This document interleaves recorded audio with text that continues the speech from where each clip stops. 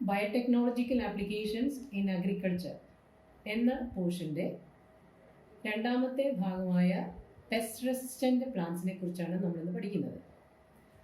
എന്താണ് pest resistant plants? കീട പ്രതിരോധ ശേഷിയുള്ള ചെടികൾ. എങ്ങനെ നമ്മൾ കീടങ്ങളെ പ്രതിരോധിക്കും? ചെടികളെ അറ്റാക്ക് ചെയ്യുന്ന കീടങ്ങളെ, പെസ്റ്റുകളെ എങ്ങനെ സാധാരണ രീതിയിൽ നിയന്ത്രിക്കുന്നത്? നമ്മൾ എന്തുപയോഗിക്കും? പെസ്റ്റിസൈഡ്സ് ഉപയോഗിക്കും. പെസ്റ്റിസൈഡ്സ് എന്ന് പറയുന്നത് കെമിക്കൽ സബ്സ്റ്റൻസസ് ആണ്. ആ കെമിക്കൽസ് ഉപയോഗിക്കുന്നത് കൊണ്ട് ദോഷങ്ങളുണ്ടോ? ഗുണങ്ങളും ഉണ്ട്, ദോഷങ്ങളും ഉണ്ട്. ദോഷങ്ങളെന്ന് പറയുന്നത് അവ സോയിലിനെയും എയറിനെയും പൊള്യൂട്ട് ചെയ്യാം.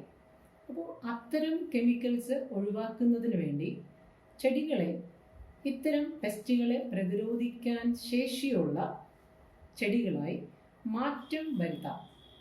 ബയോടെക്നോളജി വഴി അങ്ങനെ ഒരു മാറ്റം, ജനിതക മാറ്റം ചെടികളിൽ വരുത്താം. നമ്മളിതിനു മുമ്പ് ക്ലാസ്സിൽ കേട്ടല്ലോ, GM plants, genetically modified plants.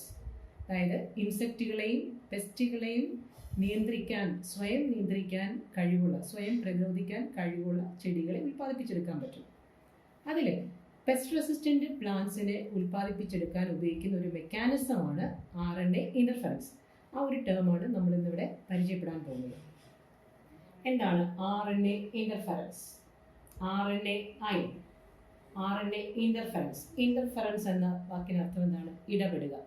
RNAയുടെ ഇടപെടൽ മൂലം പെസ്റ്റിൻ്റെ അറ്റാക്ക് തടയുന്നു. ഇവിടെ നമ്മൾ മനസ്സിലാക്കുന്നതിന് മുമ്പായിട്ട് ഇവിടെ എഴുതിയിരിക്കുന്നത് ശ്രദ്ധിച്ച്, central dogma in molecular biology. അതിനെ ഒന്ന് പരിചയപ്പെടാം. എന്താണ്? DNA, RNA, protein. DNA transcribed into RNA and this RNA translated to protein. ഇതിനകത്ത് രണ്ട് പ്രോസസ്സ് ഉൾപ്പെടുന്നുണ്ട്: transcription and translation. DNA converted into RNA, that is transcription. RNA converted into protein, that is translation. Already നിങ്ങളിത് സുവോളജിയിൽ പഠിച്ചിട്ടുണ്ടായിരിക്കും, protein synthesis പഠിച്ചു കാണും. അപ്പോൾ ഒരു സെല്ലിൽ ആവശ്യത്തിന് പ്രോട്ടീൻ നിർമ്മിക്കപ്പെടണമെന്നുണ്ടെങ്കിൽ അതിൻ്റെ ഡിസിഷൻ എടുക്കുന്നതായിരിക്കും DNA ആയിരിക്കും. DNA ആണ് അതിനുള്ള ഇൻഫർമേഷൻസ് കൊടുക്കുന്നത്, ജനറ്റിക് ഇൻഫർമേഷൻസ് കൊടുക്കുന്നത്. അത്തരത്തിലുള്ള ജനറ്റിക് ഇൻഫർമേഷൻ ട്രാൻസ്ക്രൈബ് ചെയ്ത് mRNA ആയി മാറും. ഈ mRNA, മെസ്സഞ്ചർ RNAയിൽ മെസ്സേജസ് കാണും. പ്രോട്ടീൻ സിന്തസിസിന് വേണ്ടിയിട്ടുള്ള കോഡഡ് മെസ്സേജസ് ഉള്ളതായിരിക്കും ഇത്തരം RNA. ഈ RNA ട്രാൻസ്ലേറ്റ് ചെയ്യപ്പെട്ടിട്ടാണ് പ്രോട്ടീൻ നിർമ്മിക്കപ്പെടുന്നത്.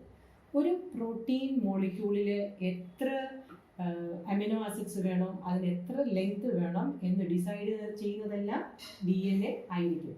നിങ്ങൾ പഠിച്ചു കാണും RNA, 3 types of RNA: Messenger RNA, ribosomal RNA, transfer RNA. 3 തരം RNA കുറിച്ച് പഠിച്ചിട്ടുണ്ടല്ലോ. ഇത്തരം RNAയും റൈബോസോമും കൂടെ ചേർന്നിട്ടാണ് പ്രോട്ടീൻ നിർമ്മിക്കപ്പെടുക. അപ്പോൾ ഇപ്പോൾ ഈ ഒരു കാര്യം ശ്രദ്ധിക്കുക, നമ്മുടെ ബോഡി സെല്ലിലെല്ലാം ആവശ്യത്തിന് പ്രോട്ടീൻ നിർമ്മിക്കപ്പെടുന്നത് ഇത്തരം പ്രോസസ്സിലൂടെയാണ്, ട്രാൻസ്ക്രിപ്ഷനും ട്രാൻസ്ലേഷനും വഴിയാണ്. നമ്മളിവിടെ പഠിക്കുന്ന RNA ഇൻ്റർഫറൻസ് എന്ന് പറഞ്ഞാൽ പെസ്റ്റ് റെസിസ്റ്റൻ്റ് പ്ലാന്റ്സിനെ നിർമ്മിച്ചെടുക്കാൻ ഉപയോഗിക്കുന്ന, അല്ലെങ്കിൽ പ്ലാന്റ് പെർഫോം ചെയ്യുന്ന ഒരു മെക്കാനിസമാണ് RNA ഇൻ്റർഫറൻസ്. എന്താണ് അതിൻ്റെ definition? RNA interference: this mechanism involves silencing of specific mRNA due to double-stranded RNA. അതായത് ഡബിൾ സ്ട്രാൻഡഡ് RNA ഉപയോഗിച്ച് mRNAയെ സൈലൻ്റ് ആക്കുന്ന പ്രോസസ്സാണ് RNA ഇൻ്റർഫറൻസ്. അവിടെ എന്താണ് നടക്കുന്നത് നോക്കുക. mRNA സൈലൻ്റ് ആക്കുക എന്ന് പറഞ്ഞാൽ ട്രാൻസ്ലേഷൻ ഇല്ല, പ്രോട്ടീൻ നിർമ്മാണം ഇല്ല. ഒരു പ്ലാന്റിനെ ഇൻഫെക്റ്റ് ചെയ്യുന്ന പെസ്റ്റിൻ്റെ mRNA സൈലൻ്റ് ആക്കി അതിൻ്റെ പ്രോട്ടീൻ നിർമ്മാണം അല്ലെങ്കിൽ ട്രാൻസ്ലേഷൻ തടസ്സപ്പെടുത്തുന്ന പ്രോസസ്സാണ് RNA ഇൻ്റർഫറൻസ്. ഇതൊരു ജനറ്റിക് മെക്കാനിസം. സാധാരണ എല്ലാ യുക്കാരിയോട്ടിക് സെല്ലിലും നടക്കുന്ന സെല്ലുലാർ ഡിഫൻസ് ആണ് RNA ഇൻ്റർഫറൻസ് എന്നുള്ളത്. അപ്പോൾ എങ്ങനെയാണ് ഇത് നടക്കുന്നത് എന്നുള്ളത് നോക്കാം. ഒന്ന് ശ്രദ്ധിക്കുക.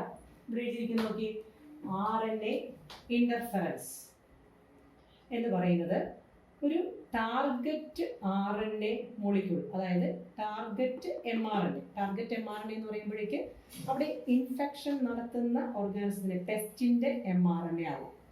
ആ ടാർഗറ്റ് mRNA ബ്രേക്ക് ഡൗൺ ചെയ്യുന്ന പ്രോസസ്സ്. മനസ്സിലായോ? RNA ഇന്റർഫറൻസ് എന്ന് പറയുന്നത് ടാർഗറ്റ് mRNA ബ്രേക്ക് ഡൗൺ ചെയ്യുന്ന പ്രോസസ്സ്. mRNA പീസായി പോയാൽ, ഫ്രാഗ്മെന്റ്സ് ആയി പോയി കഴിഞ്ഞാൽ എന്ത് നടക്കില്ല? ട്രാൻസ്ലേഷൻ നടക്കില്ല, പ്രോട്ടീൻ സിന്തസിസ് നടക്കില്ല. ആ ഒരു മെക്കാനിസമാണ് RNA ഇന്റർഫറൻസ്.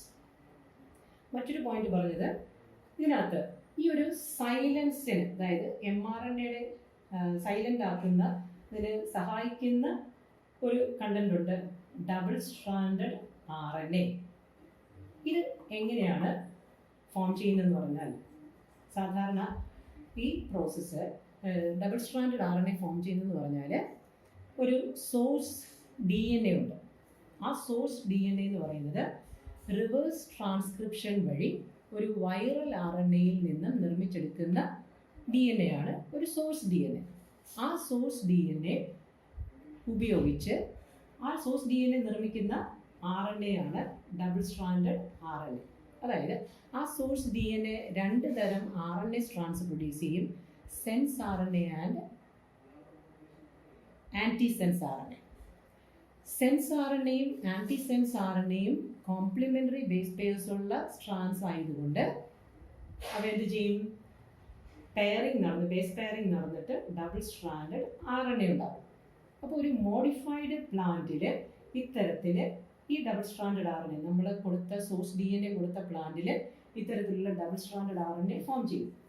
ഈ ഡബിൾ സ്ട്രാൻഡഡ് RNA 3 തരം RNA ആയി മാറ്റപ്പെടും. ഇവിടെ വരുന്ന എൻസൈമാണ്, ഇവിടെ ആക്ട് ചെയ്യുന്ന എൻസൈമാണ് ഡൈസർ എൻസൈം എന്ന് പറയുന്നത്. റൈബോ ന്യൂക്ലിയേസ് എൻസൈമാണ്. അതായത് RNA ഫ്രാഗ്മെന്റ്സ് ആക്കാൻ സഹായിക്കുന്ന എൻസൈമാണ് RNase.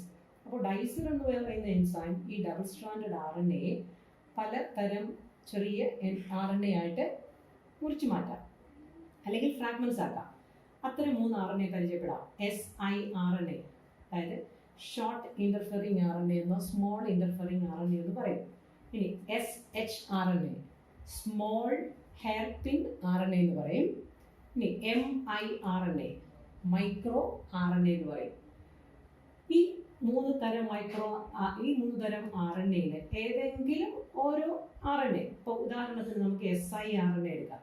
അതായത് ഡബിൾ സ്ട്രാൻഡഡ് RNAയിൽ നിന്നും വന്ന ഒരു കഷ്ണം RNA, ഒരു short segment, small interfering RNA എന്ന് പറയുന്ന സ്മോൾ ഇന്റർഫെറിംഗ് RNAയും ഒരു പ്രോട്ടീനും ചേർന്ന ഒരു കോംപ്ലക്സ് ഉണ്ടാവും ആദ്യം.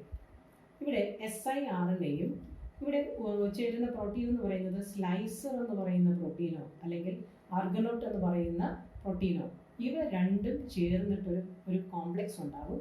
അതിൻ്റെ പേരാണ് risk factor, RISC, risk factor.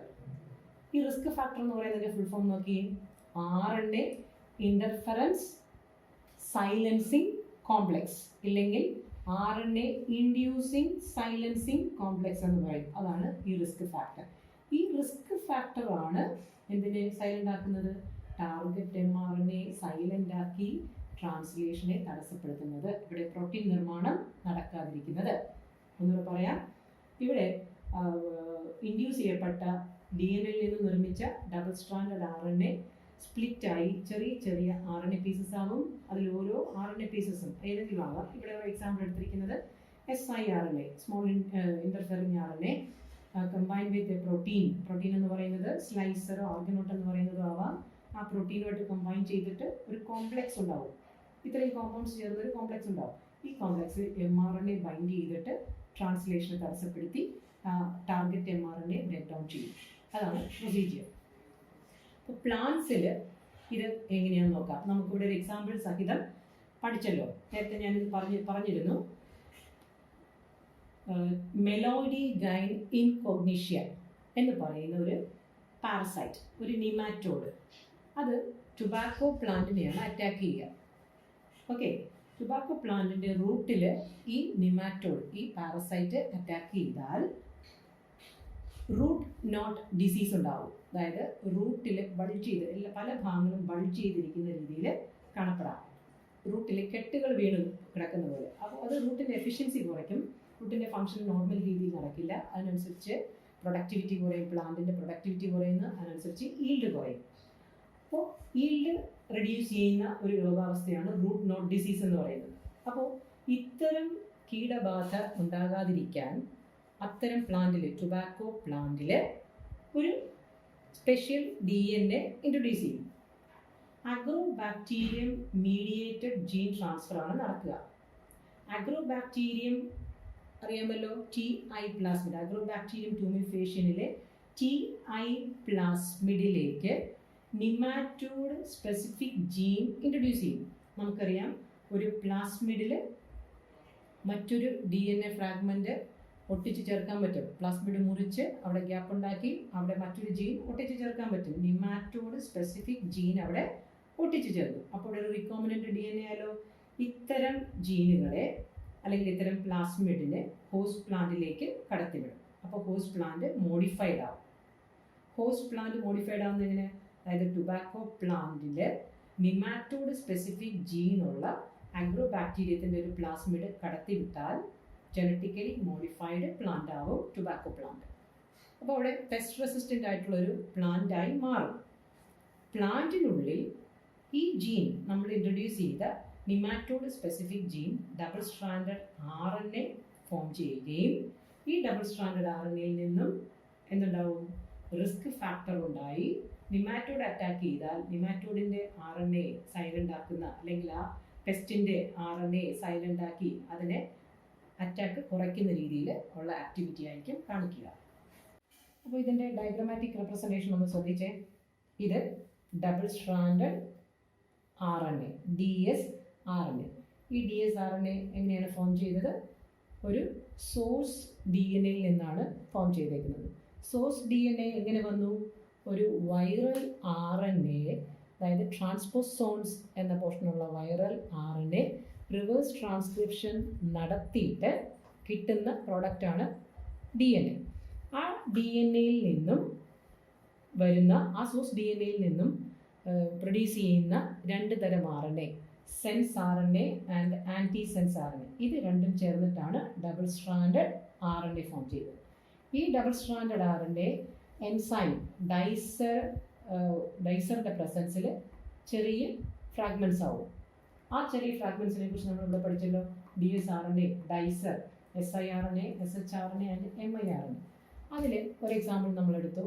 ഒരു siRNA, സ്മോൾ ഇൻ്റർഫെറിങ് RNA അല്ലെങ്കിൽ ഷോർട്ട് ഇൻ്റർഫെറിങ് RNA.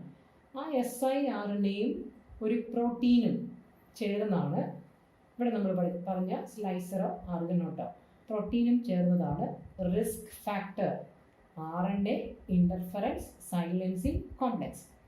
അത്തരത്തിൽ ഒരു റിസ്ക് ഫാക്ടർ ഫോം ചെയ്തു. ഇങ്ങനെ ഫോം ചെയ്ത റിസ്ക് ഫാക്ടർ അതിനകത്ത് ഡബിൾ സ്ട്രാൻഡഡ് RNA അൺവൈൻഡിങ് നടന്നിട്ട് ഒരു സിംഗിൾ സ്ട്രാൻഡഡ് RNAയും സിംഗിൾ സ്ട്രാൻഡഡും അതിൻ്റെ പ്രോട്ടീനും ചേർന്നൊരു കോംപ്ലക്സ് ആയിരിക്കും പിന്നീട് കിട്ടുന്നത്. ഈ കോംപ്ലക്സ് പെസ്റ്റിൻ്റെ RNAയുടെ ട്രാൻസ്ലേഷനെ തടസ്സപ്പെടുത്തുന്നത് എങ്ങനെയാണെന്ന് നോക്കാം. ഈ കോംപ്ലക്സ് പെസ്റ്റ് RNAയിൽ ചെന്ന് ബൈൻഡ് ചെയ്യും. പെസ്റ്റ് RNA ബൈൻഡ് ചെയ്യുമ്പോഴേക്ക് ഇതിനകത്ത് ചുറ്റിയിരിക്കുന്ന പ്രോട്ടീൻ എന്ന് പറയുന്നത് RNAs ആണ്, അതായത് റൈബോന്യൂക്ലിയേസ് എൻസൈമാണ്.